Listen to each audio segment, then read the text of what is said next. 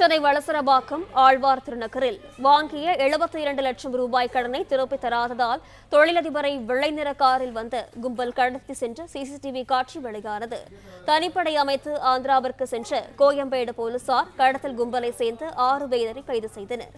விவரங்களுடன் செய்தியாளர் கதிரவன் இணைப்பில் இருக்கிறார். வணக்கம் கதிரவன், விவரங்கள். சென்னை வளசரவாக்கம் ஆழ்வார் திருநகர் பகுதியில் நேற்று பகல்ல தொழிலதிபர் ஒருவர் கடத்தப்பட்டார். பதிவு இல்லாத காரில் வந்து அந்த கும்பல் கடத்தி சென்றது.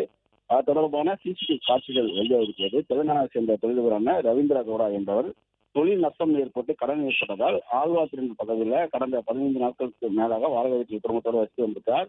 நேற்று மதியம் 11:30 மணியில வீட்டில் வெளியே இருசக்கர வாகனத்தை துடைத்துக் கொண்டிருந்த போது ஒரு சொகுசு காரில் வந்த நபர்கள் முகவரி கேட்பது போல அவருடைய பேச்சு கொடுத்து அவரை காரில் கடத்தி சென்றிருக்கிறார்கள். இந்த சம்பவத்தில் தற்போது 6 நபர்கள் கைது செய்யப்பட்டிருக்கிறார்கள். குறிப்பாக 72 லட்சம் ரூபாய் பணத்தை 3 நபரிடம் வாங்கியதாகவும் கடனை தராமல் சென்னையில வந்து தலைமறைவானதாக அவரை தேடி அந்த நபர்கள் கூலிப்படை உதவியோடு கடத்தியிருக்கிறார்கள். ஒரு இருசக்கர வாகனம் சொகுசு காரில் வந்து அந்த நபரை கடத்தி சென்றக்கூடிய காட்சிகள் வெளியாகி இருக்கிறது. நெல்லூர் அருகே வைத்து அந்த 6 பேரையும் கோயம்பேடு போலீசார் கைது செய்திருக்கிறார்கள். அவர்களிடம் தற்போது கோயம்பேடு காவல் நிலையத்தில் வைத்து விசாரணையானது நடைபெற்று வருகிறது.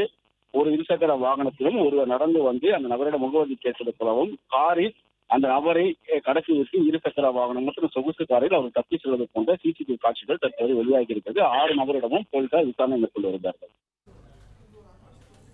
கதிரவன், விவரங்களுக்கு நன்றி.